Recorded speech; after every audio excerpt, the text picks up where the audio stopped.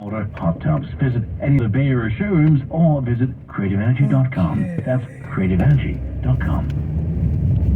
Coming up on KCBS, we'll find out what comes next now that a Texas judge has ruled a lawsuit filed by a woman who was jailed following an abortion can move forward. KCBS News Time, 8:15. Was it really an accidental injury? Let's find out more now. Stephen Langford at the Bay Area Chevy Dealers Sports Desk. We're talking about an A's pitcher. Accidental, maybe a freak injury. I guess that's more apt. But how about unintended? Yes.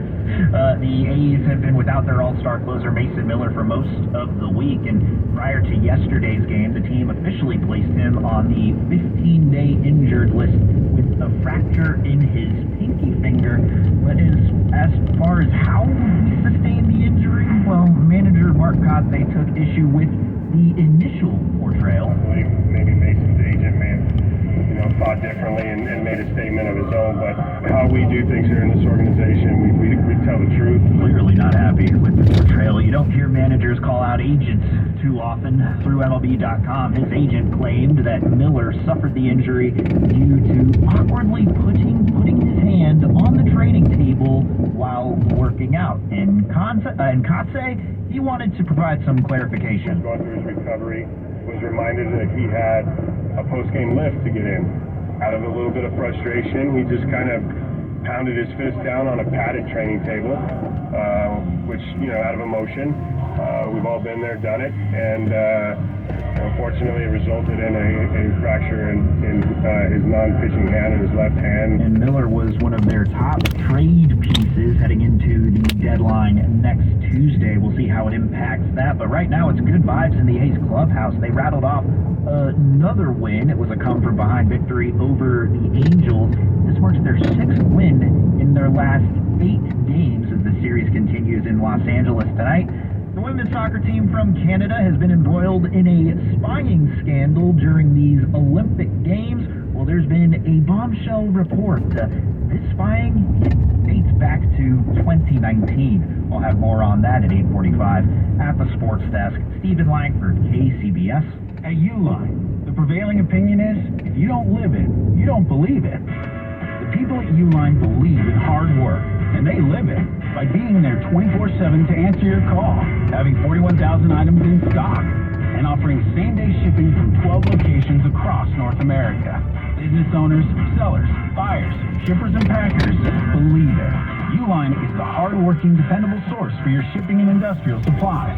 Visit uline.com. The Savings Road Trip game of Monopoly is back at Lucky. This week, collect bonus game tickets when you buy ready-pack salad bowls. Select sizes and varieties are only $10. Mix and match. No purchase necessary. See store for official rules. Monopoly is a trademark of Hasbro and is used with permission. Let's check in with Tim Wonderly and see how traffic is moving. Really well on the whole. We're looking around the Bay Area for trouble spots as usual and don't really see many. The heaviest traffic is still the Altamont Pass. It's actually getting there on westbound 205. We're backed up just a little bit shy of the 11th Street split, but it is stop-and-go traffic as you make your way onto westbound 580. That stays sluggish passing Grant Line, and then it opens up. And just a reminder that Altamont Pass Road, the one that runs to the north and roughly parallels 580 here, that is still closed because of that 400-acre fire that's being battled, that grass fire that erupted last night over near Altamont Pass Road. So as you come off of Grant Line, you'll be forced back onto 580, and that's why this backup still remains at this hour. We're also taking a look with the Chilton Out-of-Body Collision Cam at the Bay Bridge. I don't see anyone home here. There's hardly any traffic coming into San Francisco. So we're rolling really well. Even the 80 through Berkeley, which is usually pretty congested about now, I would say it's a little crowded, but not much of a dip in speeds coming off of Albany Hill down toward Ashby and Berkeley. South Bay's been very quiet. North 101 looks great from South San Jose all the way up into Santa Clara.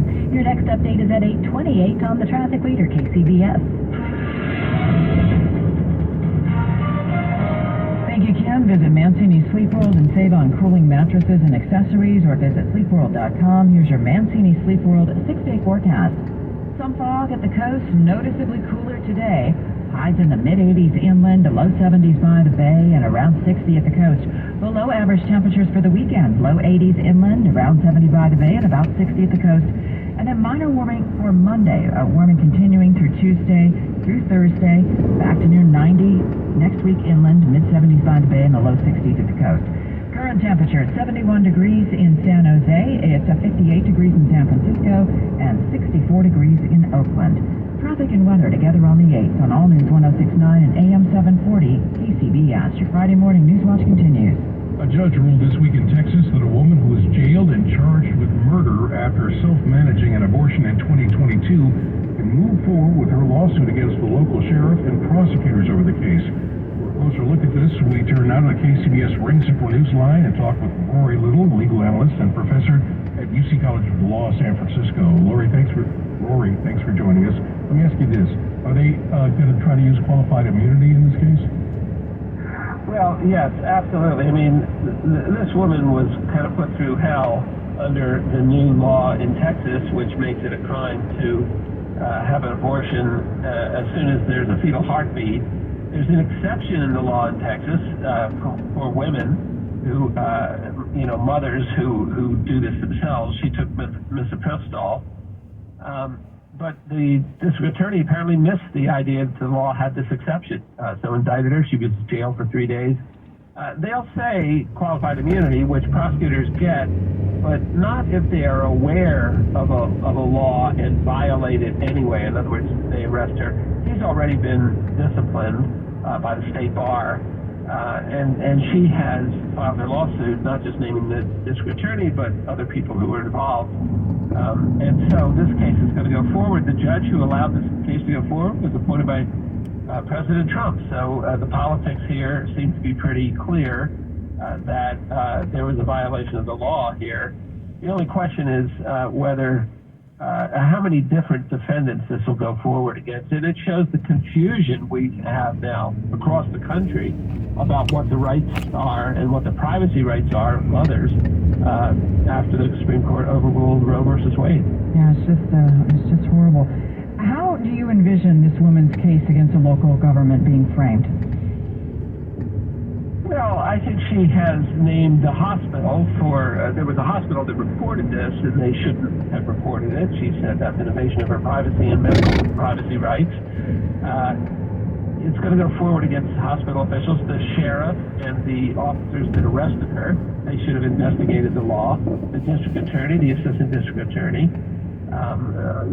It's really a shame in the sense that everybody recognized this was a mistake pretty soon after it happened. But meanwhile, this young, almost mother was jailed for 3 days, which is not good for anybody.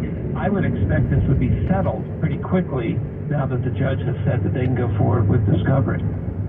Now, we know we're establishing that this shouldn't have happened, but isn't there also a chilling effect afterwards on women? Maybe we won't be successful in a prosecution, but we can make your life hell.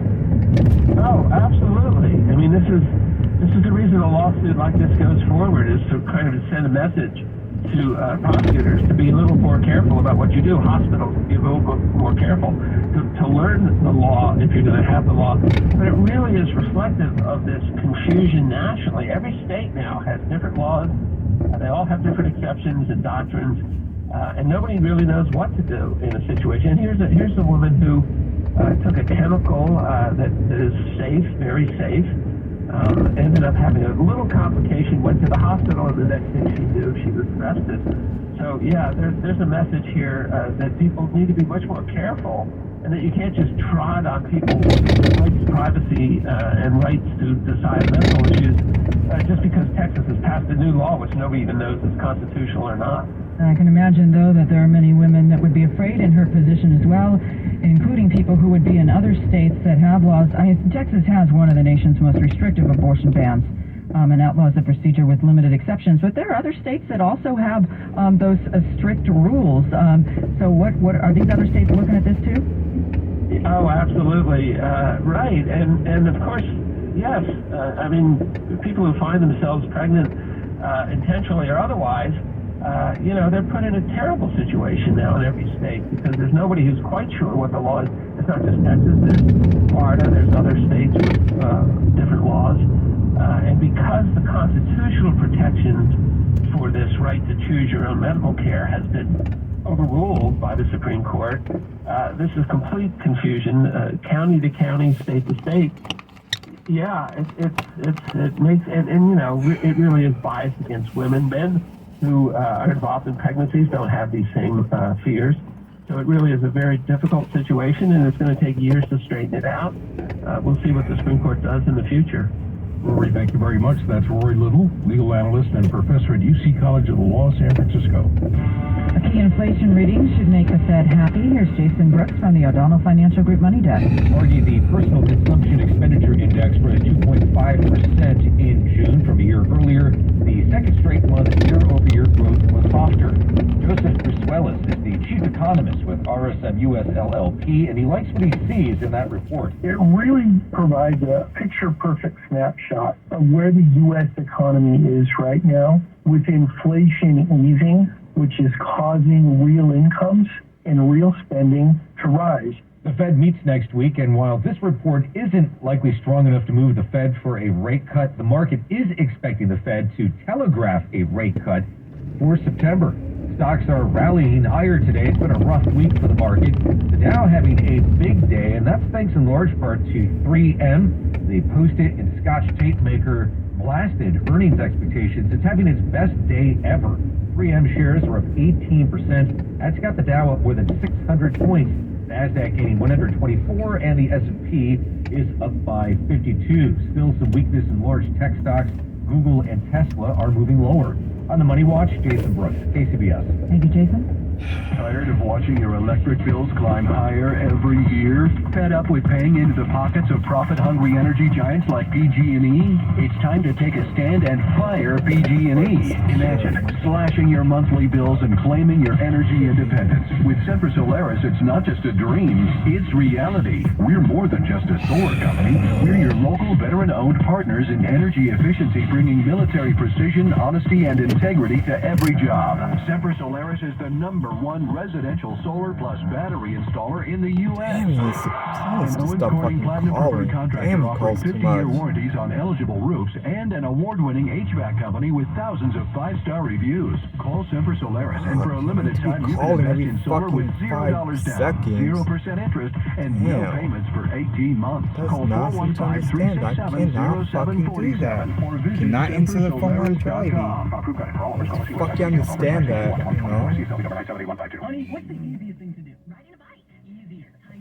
Simpler than that. What then? Selling your home? Really? Yep. With John buys Barrier houses. He buys homes for cash. Half for free.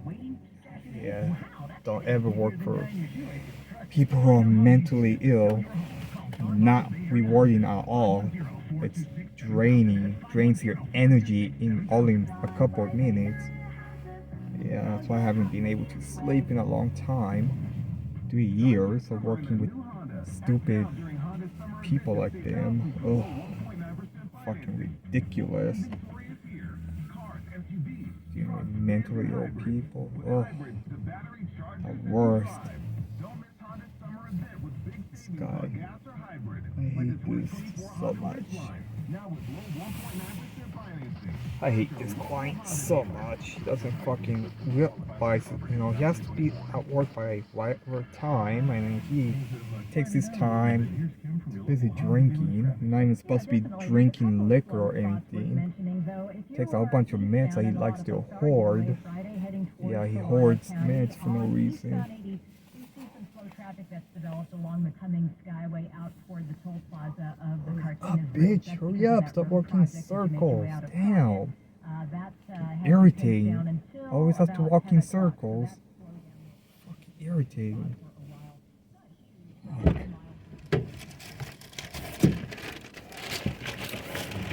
Good morning. I'm Joe. Good morning.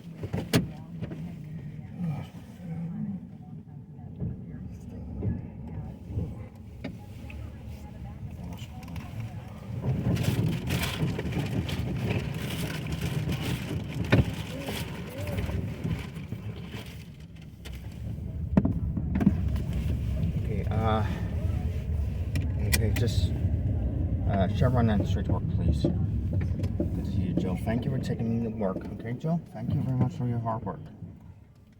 Good luck working with doing whatever you're doing today until 5:30 when you pick me up on a shoot, okay?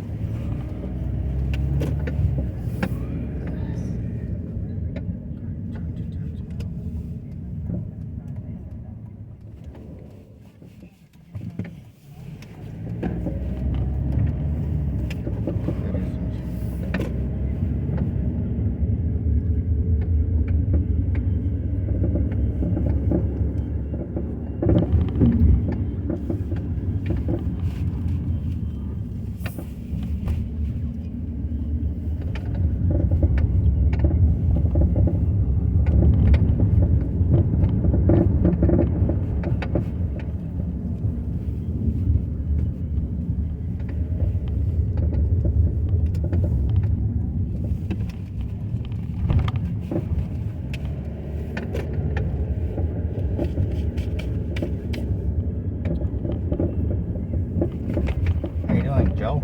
Let's see. Good luck, Joe, today. Whatever, okay?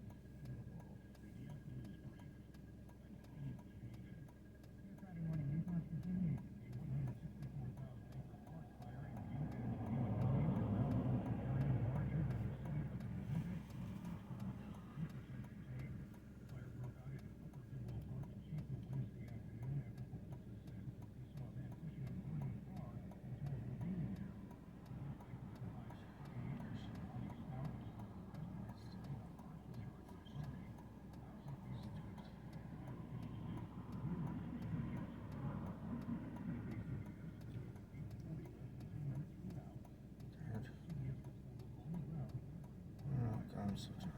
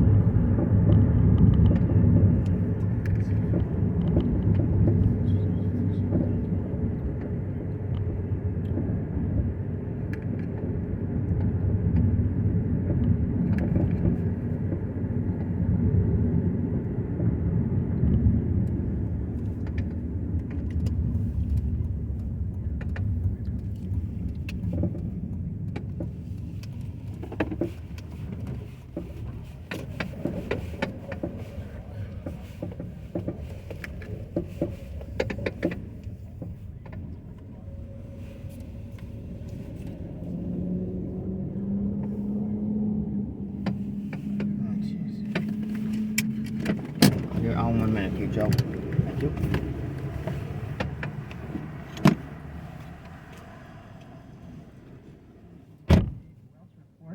The mayor says it's crucial that the entire region work together in solving the problem. Newsom's executive order only applies to encampments on state property. Cities or counties aren't required to take action, and San Jose Mayor Matt Mahan says it's a step in the right direction. But he says that direction only works if all Bay Area cities get on board. That's the only way we sustainably end this crisis. Otherwise, we're simply playing a game of hot potato where we're shuffling people between different jurisdictions' land. Mahan says the governor's announcement doesn't serve as a broad shift in his policy. He's been pushing the city to take a tougher stance on encampments for some time now, but he says it does emphasize the fact that a solution involves a region-wide approach. It only works if the state and all of our counties and cities are committed to expanding shelter options. In San Jose, David Welch, KCBS. A Richmond man was hospitalized on his 77th birthday after he confronted a suspected package thief while out on a walk with his dog. Roger Helbig was on Lassen Street near McBride Avenue Wednesday afternoon when he saw a man he thought was casing homes for packages to steal. Witnesses say Helbig yelled at the man, who then punched and kneed him. Surveillance video shows Helbig on the ground, his 15-year-old dog Mimi nearby as the man assaults him. Helbig says he couldn't call police because the man stole his cell phone. He made his way back home where he and his wife called 911. He was rushed to a hospital where he was found to be suffering from a brain bleed. Helbig is now back home from the hospital, and police are investigating. Former President and Mrs. Obama are announcing their endorsement of Vice President Harris as the Democratic presidential nominee this morning. CBS News reporter. Oh, so I have to buy something stupid. Okay.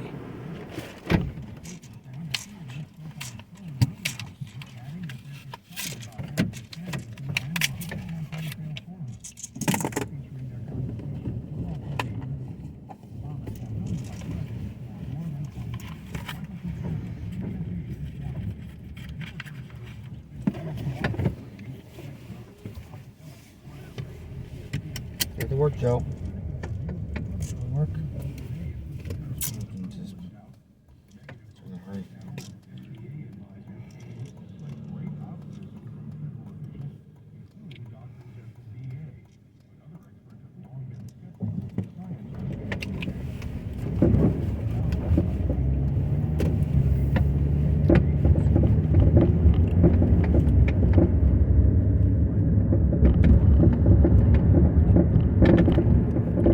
Yeah, I'm right on time, Joe.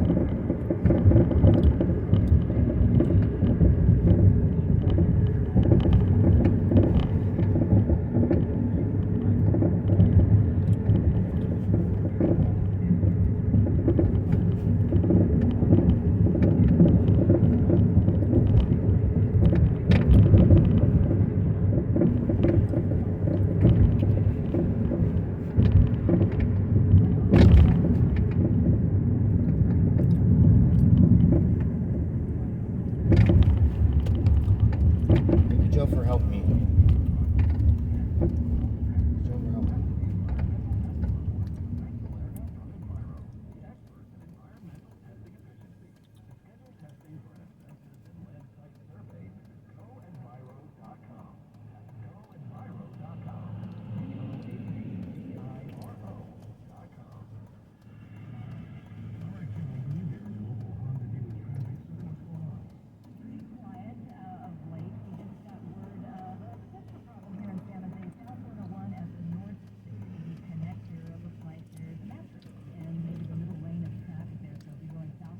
Joe, for helping me.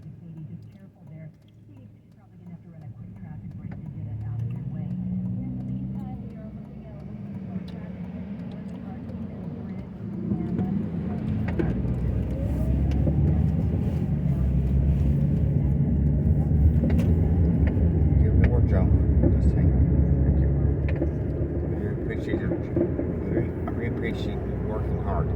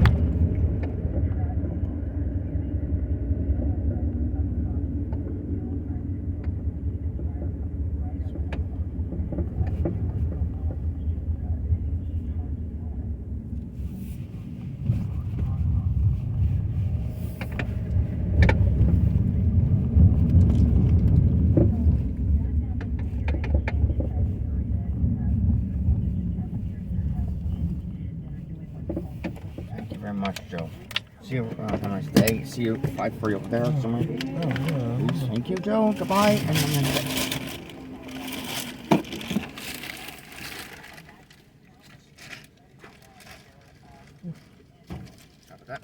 Oh, oh. Okay, shut up. Damn. Irritating motherfucker.